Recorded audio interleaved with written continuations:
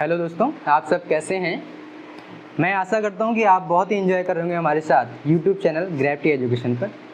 और अभी तक हमने डिफरेंशिएशन के कुछ पार्ट सीखे और उसके कुछ एप्लीकेशन भी सीख चुके हैं।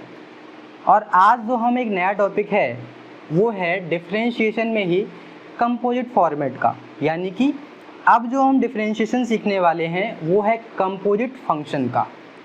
तो कंपोजिट फंक्शन क्या होते हैं, सबसे पहले हम इसकी बात करेंगे और इसके बाद हम अपने टॉपिक पे आएंगे। क्वेश्चंस कैसे होते हैं, कैसे हम लगाते हैं, किस टाइप के क्वेश्चंस आते हैं, ये सारे हम स्टेप बाय स्टेप सीखेंगे। ठीक है, मैं आपको कोशिश कर रहा हूँ कि डिफरेंशिएशन को बाई पार्ट्स में कई सारे पार्ट्स में आपको सिखा सकूं, ताकि आपको डिफरेंशिएशन जो है वो टफ ना लगे बल्कि इजी लगने लगे और आपके माइंड में हमेशा के लिए डिफरेंशिएशन टॉपिक का सेटअप बन जाए। ठीक है, तो आज हम अभी स्टार्ट करते हैं कंपोजिट फंक्शन का।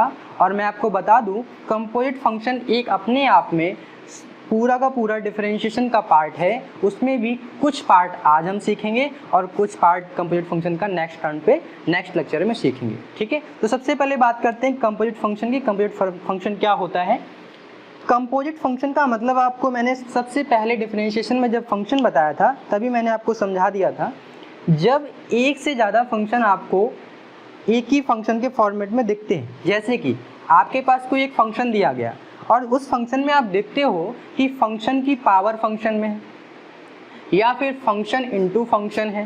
ठीक है, जब एक से ज़्यादा फंक्शन मल्टीपल फॉर्मेट में, डिवीजन फॉर्मेट में या फिर पावर के फॉर्मेट में आ जाते हैं, then that is called composite function. ठीक है, तो कंपोजिट फंक्शन आप समझ गए हैं। मैं आपको एक एग्जांपल दे देता हूं। जैसे कि कोई एक एग्जांपल आया f(x) equal to sine x की पावर x। अब आप देख रहे हैं यहाँ पे साइन x एक अलग फंक्शन है और इसकी होल पावर में x एक अलग फंक्शन लिखा हो। एक एग्जांपल। दूसरा एग्जांपल क्या हो सकता है, यहाँ लिखा हो x² plus 2x plus 1 whole power 2। ठीक, ये तो सिंपल फॉर्मेट से भी आप कर सकते हैं। यदि यहीं पे ये लिख देते हैं कि x²,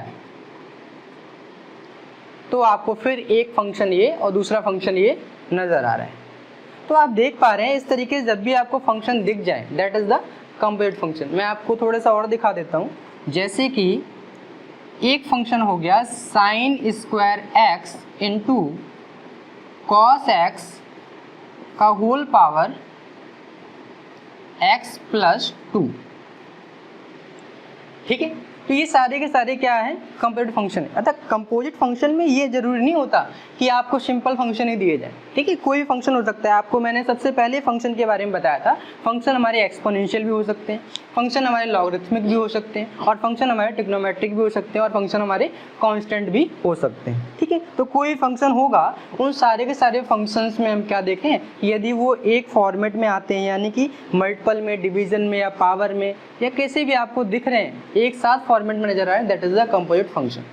अब हम स्टार्ट करते हैं कि कंपोजिट फंक्शन का डिफरेंशिएशन कैसे करेंगे। तो सबसे पहले मैं आपको स्टार्टअप में ले चलूंगा सबसे बेसिक फॉर्मूले पे।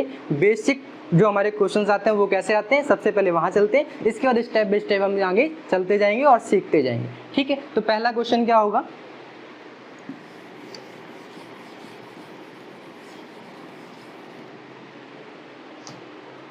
पहला क्वेश्चन हो गया f(x) equal to x² plus 2x plus 3 whole square. तो आप देख रहे हैं कि यहाँ पे एक फंक्शन दिया गया है, वो क्या है, x² plus 2x plus 3 whole to the power 2।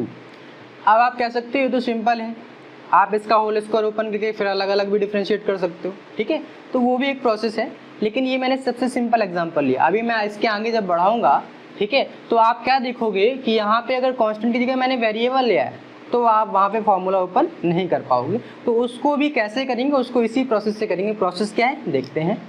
सबसे पहले अगर इस तरीके से आपके पास कोई भी क्वेश्चन दिखता है तो मैंने आपको फर्स्ट लेक्चर में समझाया था कि डिफरेंशिएशन में जब भी आप देख रहे हैं कि आप सॉल्यूशन के पास नहीं पहुंच पा रहे हैं, आपको समझ में नहीं आ रहा है कि आप सॉल्व कैसे करें, तो आपको करना क्या होता है, जो चीज़ आपको पता है x to the power n, अगर थोड़ी देर के लिए सोचो, अगर ये मैं पूरा फंक्शन को गायब कर दूँ, छिपा दूँ, इसकी जगह मैं x मान लूँ पूरे फंक्शन की जगह, तो x की पावर 2, यानी कि आपको इसका तो डिफरेंशिएशन आता है कि x to the power n का डिफरेंशिएशन क्या होता है, वही चीज़ यहाँ पे हम अप्लाई कर देंगे। ठीक है, तो इसको मैंने छिपा लिया, तो जिसको छिपाया पहले तो मैं लिख रहा हूँ d ओवर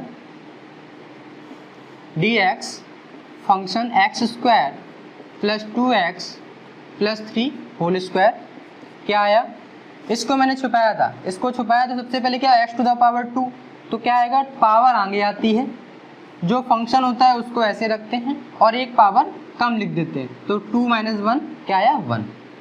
जिसको मैं छिपाता हूँ उसको दोबारा डिफरेंशिएट करने को मैंने बोला था, तो आप क्या करोगे, यहाँ पे जिसको हमने छिपाया है उसको दोबारा डिफरेंशिएट करेंगे, किसको छिपाया था, इस चीज़ को, तो यहाँ पे दोबारा लिख दिया x square plus 2x plus 3, यहाँ पे जो था उस फंक्शन को वैसे ही लिख देते हैं।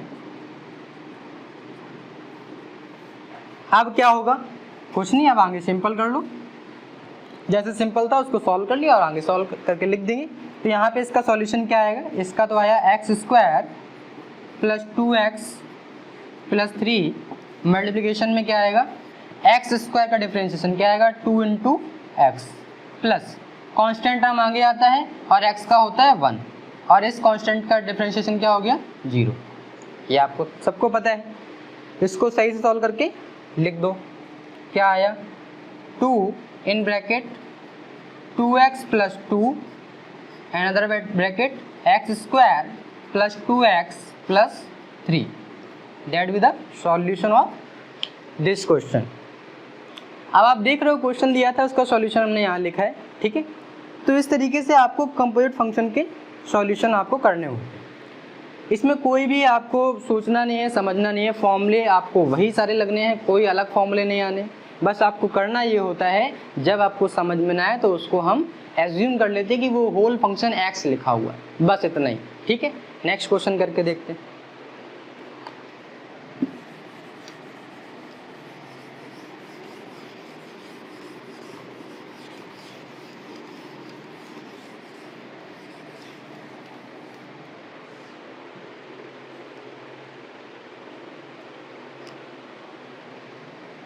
एक क्वेश्चन है 1 अपॉन रूट ए स्क्वायर माइनस एक्स स्क्वायर।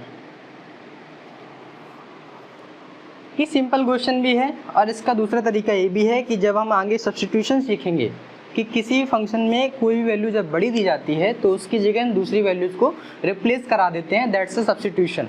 तो सब्स्टिट्यूशन मेथड में हम आगे सीखेंगे, बट इसको अभी हम सिंपल मेथड से ही कर रहे हैं। ठीक है, तो हमारा मेथड क्या था कि जिसको हमें नहीं पता, जो चीज़ हमें नहीं पता उसको हम एक्स मान लेते हैं। ठीक है, तो सबसे पहले क्या किया, differentiation D over D x 1 upon, इसको हमने पावर 1/2 लिख दिया, कोई दिक्कत। ठीक है, रूट को पावर 1/2 लिख दिया। अब इस चीज़ को ऊपर उठा लाए तो यहाँ पे क्या लिखा, डी ओवर डी एक्स ए स्क्वायर माइनस एक्स स्क्वायर की पावर 1/2। ठीक है, अब फिर आपको समस्या ये आ रही कि ये तो सॉल्व होने वाला नहीं है, तो आप क्या करोगे, इस पूरे टर्म को आपने क्या लेट कर लिया, x मन में लेट करना है, लिखना नहीं। ठीक, तो x to the power minus 1/2, तो x to the power n वाला फॉर्मूला लगेगा। तो आपने क्या किया, पावर आगे आती है, जो फंक्शन है वो वैसे लिखा रहता है, और एक पावर कम हो जाती है, तो माइनस 1/2 माइनस 1 तो क्या आ गया, माइनस का 3/2। यहाँ पे क्या आया, ए स्क्वायर माइनस एक्स स्क्वायर। अब जिसको हमने एज्यूम किया था उसका दोबारा डिफरेंशिएशन, तो क्या आया, D over D x in bracket A square minus x square.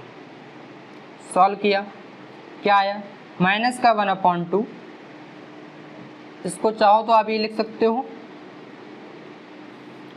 Upon A square minus x square की पावर 3/2। ठीक है, इसको नीचे ले आए तो पावर क्या होगी, पॉजिटिव होगी। मल्टीप्लिकेशन, यहाँ पे पहुँचे तो a का डिफरेंशिएशन अलग होगा, माइनस एक्स स्क्वायर का अलग, तो इसका तो कांस्टेंट है, कांस्टेंट क्या होता है 0, और इसका क्या आएगा इन ब्रैकेट माइनस का 2 इंटू एक्स, पावर आएंगी और एक पावर कम। ठीक है, अब आपने क्या देखा, जो कैंसिल हो रहा है उसे कैंसिल कर दो, कैंसिल कर दिया, माइनस माइनस प्लस हो गया।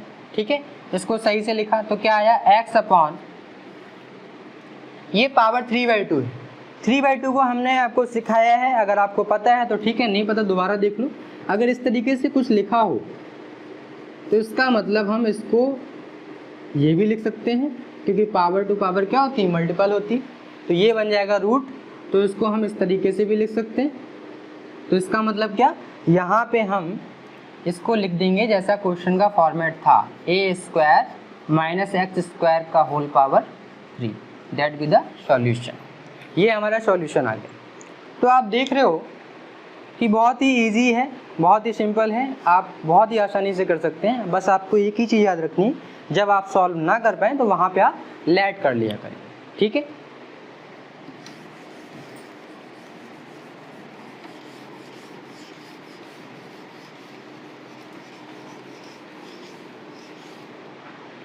आगे चलते हैं।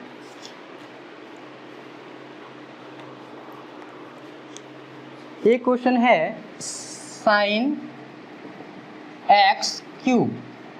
अब यहाँ पे कई सारे बच्चे गलती ये कर देते हैं कि वो साइन एक्स को डिफरेंशिएट करने के बाद, मतलब साइन एक्स को मान लेते हैं यहाँ पे साइन एक्स का होल क्यूब लिखा है, ऐसा नहीं है। साइन एक फंक्शन है, उसका जो एंगल है वो क्यूब में लिखा हुआ है, साइन एक्स क्यूब लिखा है, यानी कि साइन अलग है और ये एक्स क्यूब एक इसका एंगल है। ठीक, तो यानी कि यहाँ पे डिफरेंशिएशन साइन एक्स का होल क्यूब के तरीके नहीं होगा। ठीक है, तो आप क्या करोगे, आपको साइन एक्स का डिफरेंशिएशन पता है तो आप लेट करो कि एक्स क्यूब ना लिखा है एक्स लिखा है, तो आपने क्या लिखा है यहाँ पे d/dx साइन एक्स क्यूब। ठीक है, फिर आपने क्या किया, ये x मान के लेट किया x लिखा, तो साइन x का डिफरेंशिएशन क्या होता है cos x, तो cos x जो लिखा था उसको वैसे लिख दो। इसके बाद जिसको एज्यूम किया था उसका दोबारा डिफरेंशिएशन, तो यहाँ पे क्या हुआ d/dx एक्स क्यूब। आगे सॉल्व करो, cos x cube, x cube का क्या हो जाएगा 3x और एक पावर इसकी कम, तो इसका आंसर क्या आया 3x² cos x क्यूब। ये आपका इसका सॉल्यूशन मिल गया। यहाँ से आप देख रहे हो कि आपको एक ट्रिक भी नज़र आ रही है। वो ट्रिक क्या है, अच्छा मैं आपको जो बताता चल रहा हूँ उसको आपको याद नहीं करना, हर एक चीज़ें याद नहीं करनी, बस एक बार समझ लेना, ताकि आप क्वेश्चन को अगर इस फॉर्मेट में आपको कहीं दिख जाए तो उसका आप अगर आप जो ऑब्जेक्टिव टाइप क्वेश्चन है तो आप इसको सॉल्व ना करना पड़े, है ना, तो आपके पास सॉल्यूशन सामने हो। इसकी ट्रिक क्या आपको नज़र आ रही है, आपको ये आ रही है जब इस तरीके से आपको क्वेश्चन मिल जाए, है ना, साइन एक्स क्यूब इस तरीके से कुछ भी लिखा हो, साइन एक्स की पावर 4 लिखा हो, तो उसको करते क्या, साइन का डिफरेंशिएशन जो होता है वो तो वैसे लिख देंगे, यानी कि फंक्शन को सेम लिख देंगे, साइन का क्या होता है कॉस, तो कॉस लिख दिया एक्स क्यूब। ठीक है, और जो पावर होती है वो आगे और जो साथ में है उससे एक पावर कम। अब कैसा भी हो, यहाँ पे किसी तरीके से टर्म कोई आ जाए तो उसका आंसर सीधे हम लिख सकते हैं। ठीक है, समझ में आ रहा है।